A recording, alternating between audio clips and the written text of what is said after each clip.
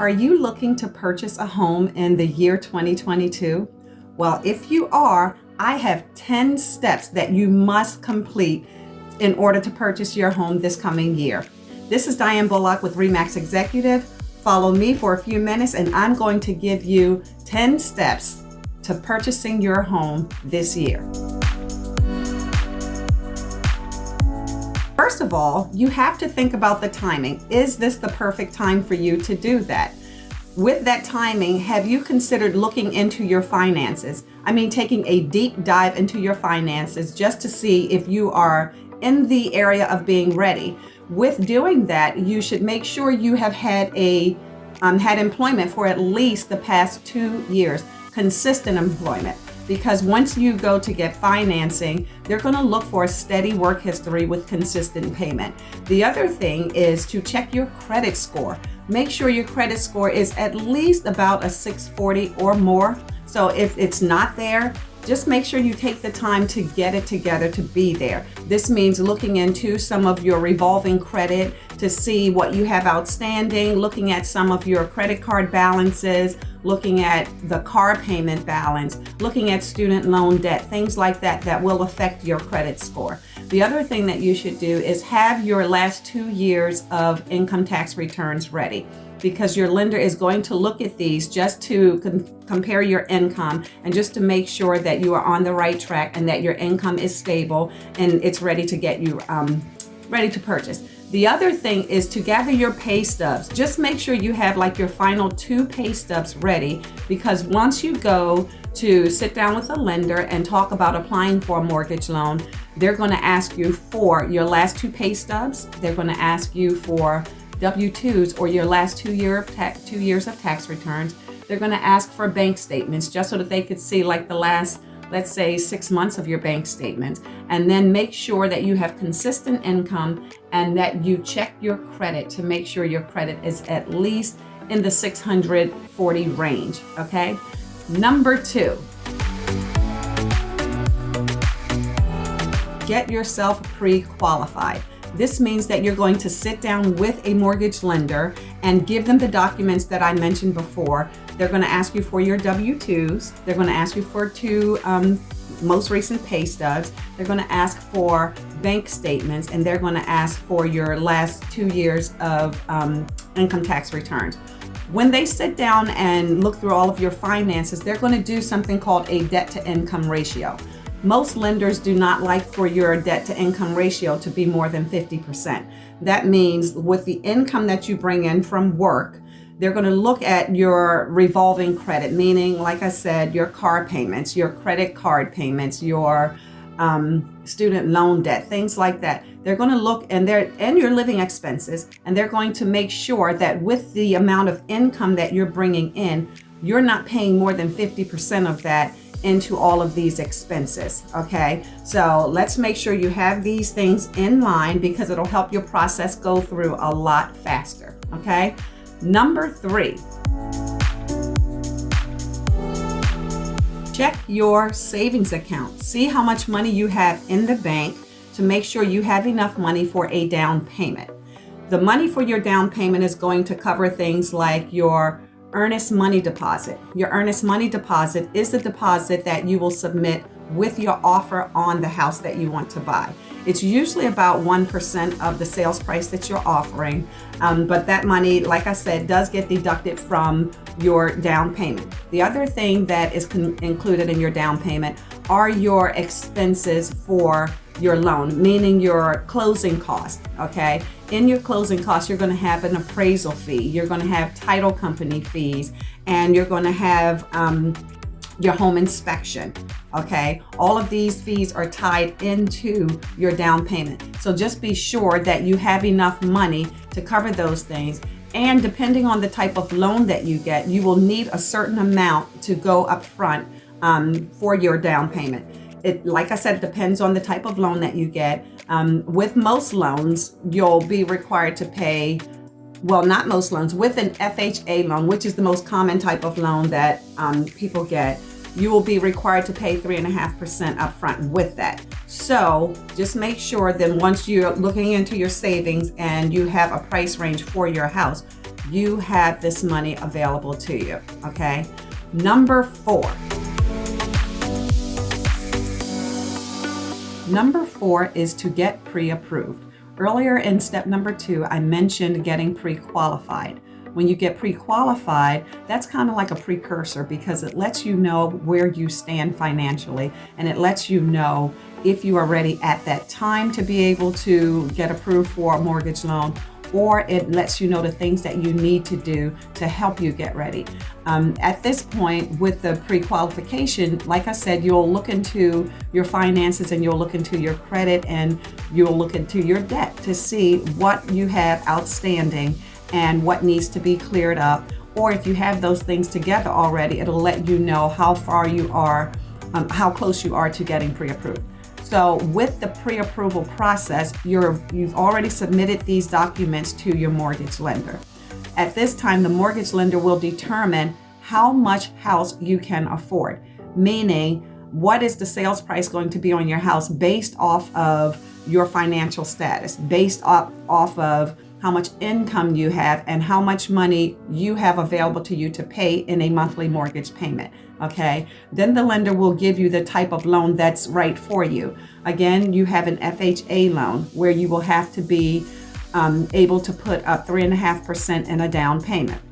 You have a USDA loan. With USDA loans, I don't believe there is a down payment. Then you have the VA loan. If you're a veteran, the VA loans, you can just roll all of the costs into the loan. So there's no down payment with that. Then you have a conventional type of loan. If you have a conventional loan, you're usually required to pay about 3% going up, and that's determined by your lender. Okay. Again, they're going to look at the things that I mentioned before. They're going to take into consideration your last 2 most recent pay stubs. They're going to look at your W-2s for or your income tax returns for the past 2 years. They're going to look at your bank statements to see what you have available to you, like what kind of assets do you have that's going to help you along the way. They're going to look at your credit score to make sure of where you stand with your credit score. Is your credit score in a range of about 640 or more? And that will help determine the type of loan program that they put you in. Okay, let's go to number 5. Step number 5 is to hire a realtor. More so, you need to hire a buyer's agent, okay? In hiring the right realtor, you need to make sure that it's somebody who is knowledgeable, okay? You need to make sure that it's somebody who will really have your best interests at heart. You need to make sure that it's somebody who understands your circumstances, understands what it is that you're looking for, and will really help guide you towards getting that.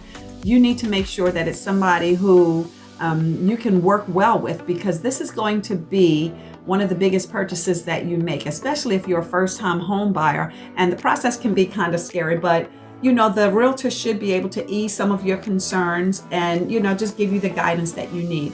In steps number 2 and I believe number 4, I mentioned getting pre-qualified and pre-approved.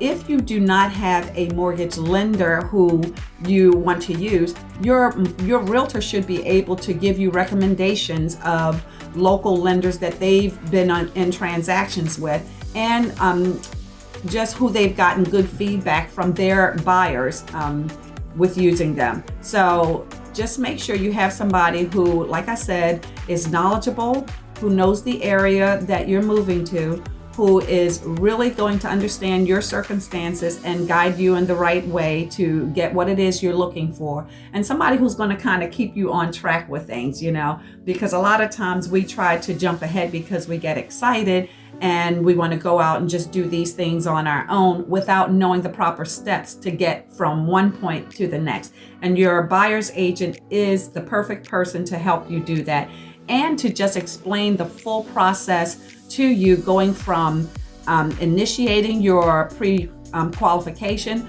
going through to all the way through your closing. Your realtor should be able to tell you all of those steps, to guide you through them one at a time. Make sure you understand one step before you jump into the next, and just to make it a smooth transaction for you as much as they can, okay? So now we're going to move into step number 6.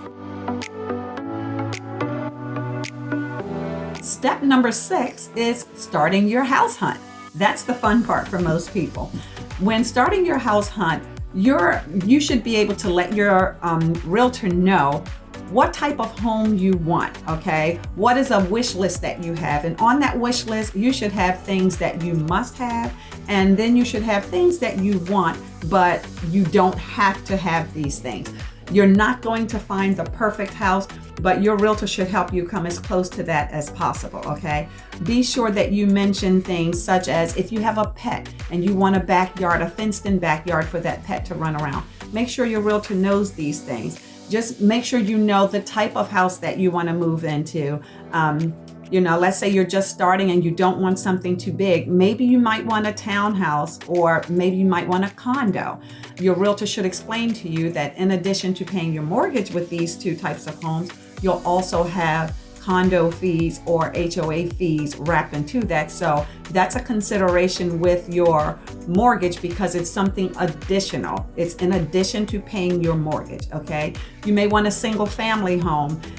With the single family homes, some of them are in communities that do not have HOAs, and some of them are in communities that do have HOAs. Your HOA is your homeowners association, and they take care of certain things within your community. Mostly they take care of the common areas and, insurance for your, what happens in the common areas and specific things. But those things are outlined in those homeowners association documents for that community in the event you're purchasing your home in a community that has an HOA, okay? Make sure that you look for the distance to work. If you're looking for a place that's, within a certain distance to your work. If you're looking for a specific school district, let your realtor know that.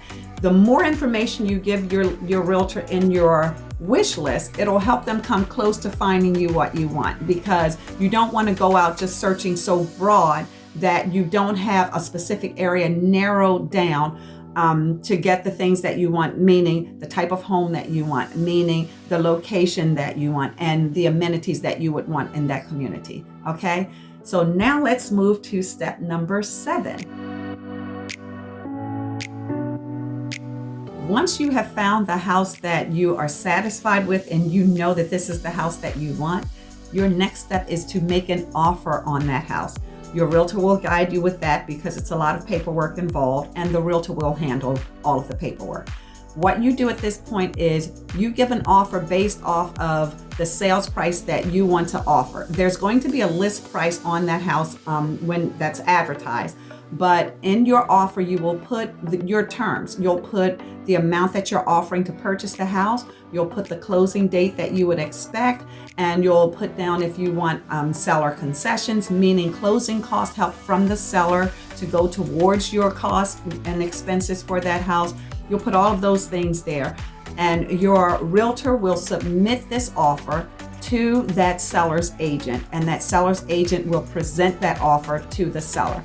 What can happen is the seller will accept your offer as it is, meaning they will accept all of your terms and sign on all of the lines and give that back to your agent, and you'll be under contract.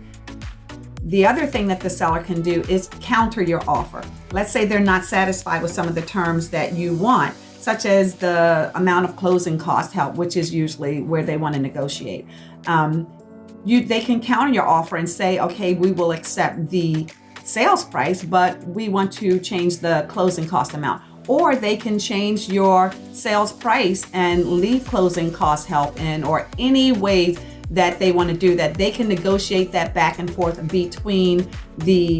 with your agent. So the buyer's agent and the seller's agent will negotiate the things that the buyer and the seller want to compromise on. Okay. The third choice is that the seller can just reject your offer. Let's say you're in a multiple offer situation and you have other people who've submitted offers on that same house. Maybe the seller gets an offer that they just can't turn away, and your offer does not have the terms that they want. Then they can just reject your offer and accept another one. If that's the case, don't get discouraged. Just look for another backup property. When you're going out, you're not going to just look at one house. Sometimes people do look at one house and say, okay, I know this is it for me, and they want to write an offer on that house, and they move forward with that one. But sometimes you look through several houses just to make sure of the house that's for you. What I always tell my buyers is, in my 21 years of experience, I know that when a person walks through that door and they get that feeling that this is the home for them, they know that it offers all of the amenities that they want, and they could imagine themselves and their families living there, they know that that's the house for them. I mean, if the location is right, if the price is doable, if it has the amenities and you just get the warm fuzzies, then you know that that's the house for you, okay? But maybe you have to look through a couple of them to get that, and maybe you'll have that feeling with maybe 2 houses, or 3 houses. That's good because it gives you some options, okay? But that's your step to finding that house and just putting that offer in and waiting for that seller to accept that house, accept your offer so that you could move on, okay? Next step is number 8. Let's go through number 8. Step number 8, okay? Once you have submitted your offer, and let's say the seller has accepted your offer and you both have signed all of the paperwork and you are under contract, your next step is to submit that contract into your lender to start your loan application, okay?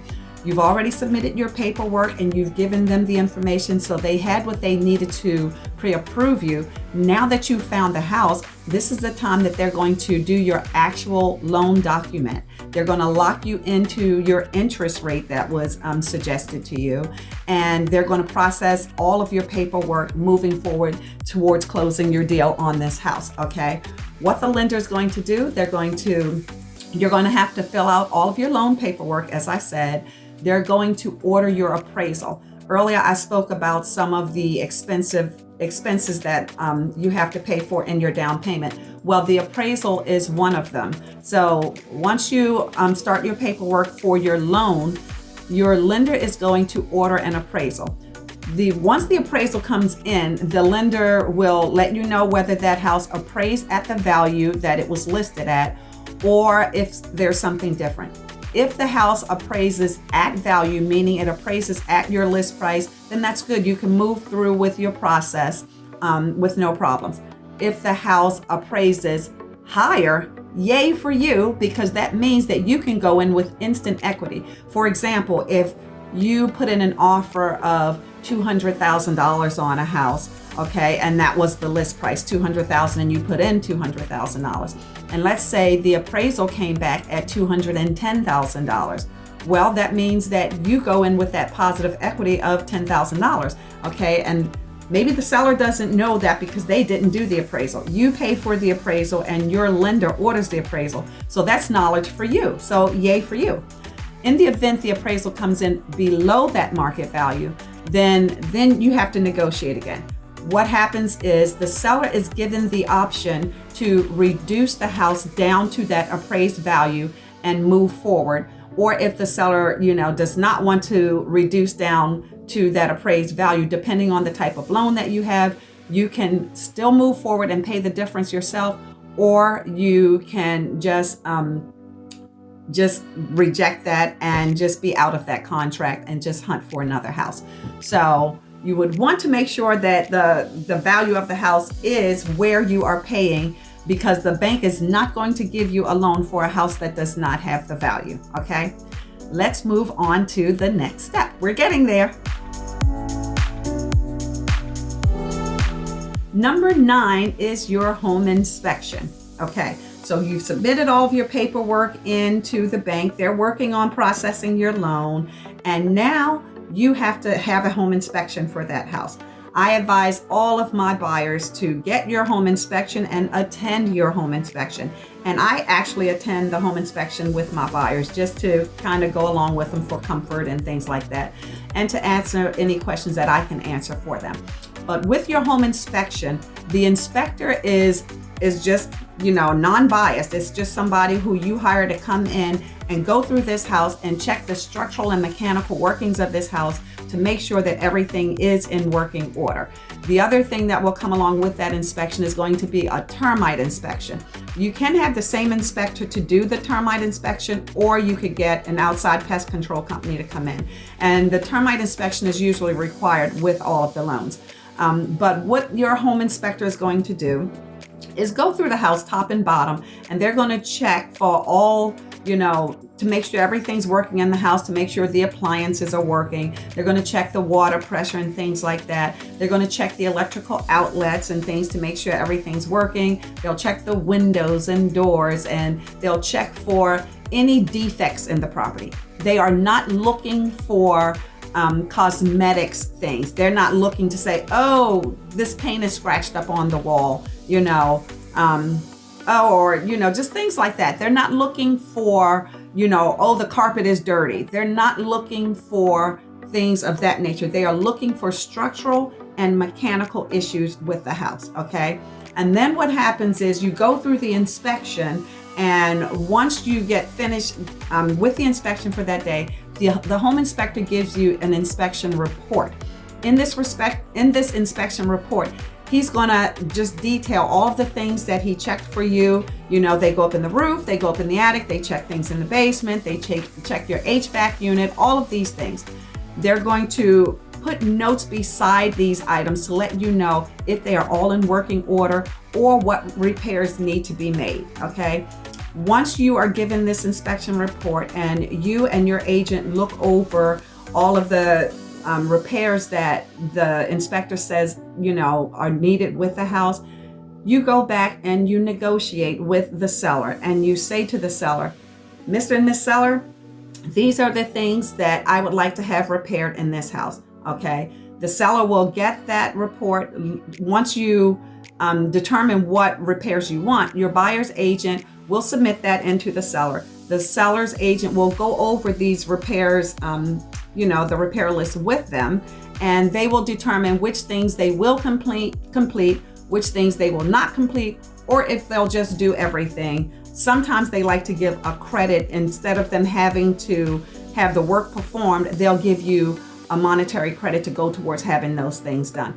It's all in your negotiations, but you need to make sure that you are satisfied with the outcome of your home inspection, because in the event there's something major in the home inspection that comes up and you're just not comfortable with it, this is your time to say, do I need to stop this process, or do I want to proceed with purchasing this house? But only you will know that at that time, okay? Now we are moving down to our final step, which is step number 10. Step number 10 is your final walkthrough and your closing. That's what this whole process was leading to, okay? What you want to do is have your final walkthrough at least the day before closing or the morning of your closing. When you go for your final walkthrough, you are going to walk through the house and make sure that all of the repairs have been done that you requested. You're going to make sure that the house is in the same condition that it was in when you first walked through the house and went under contract for that house. You're going to make sure everything is there that needs to be there and that nothing was removed from the house, okay? Your lender is going to send what is called a closing disclosure statement over to you so that you could just review everything that you agreed to. Your realtor is also going to get the closing disclosure statement. And this is when they give what we in the real estate world love to receive, which is called a clear to close. That means that all of your documents have been verified, everything's been prepared, the title company is ready to perform your closing, they've done all of their title searches, made sure there are no liens on the property, and nothing that would prevent that house from being able to transfer the title and ownership to you, okay? So you'll go to your closing, and the title officer will go through all of the documents with you, okay? They will let you see what your loan amount is, what your sales price is, what your monthly payments are going to be. They will let you know how much you will pay for this house over the course of the full loan, which is mostly 30 years. They will let you know what your interest rate is, and you'll see how your interest rate affects your monthly mortgage payment and the total cost of this house over those years, okay? So when you go to closing, you also want to make sure you bring your photo ID. Most times this is just like your license, because they're going to use that and your social security number just to verify everything, and you will have to sign that you verified that that is you sitting at that table and that is you signing those documents. And once everything is said and done, the seller will sign their portion of the documents first. They usually go over everything with the seller line by line and explain them, and the seller signs his portion of the documents, and then they go over everything with you. You look to make sure that everything is in line with what you expected it to be, and you sign, and the title transfers, and your realtor gives you the keys, and you are officially a homeowner. If you have any questions about any of these steps, please feel free to reach out to me. If you are in the home buying search this year, and you're in the Maryland area, because I am in the Maryland area, feel free to reach out. You can subscribe to this channel. You can like the information that I'm giving on this page. And like I said, if you have any questions, please feel free to reach out. This is Diane Bullock with RE/MAX Executive, and I want you all to have a fantastic day. And remember, if you are looking for a home in the Maryland area, feel free to reach out to me if you are looking to buy or sell a home. And I also do leasing of properties. So feel free to reach out and have a fantastic day. Bye.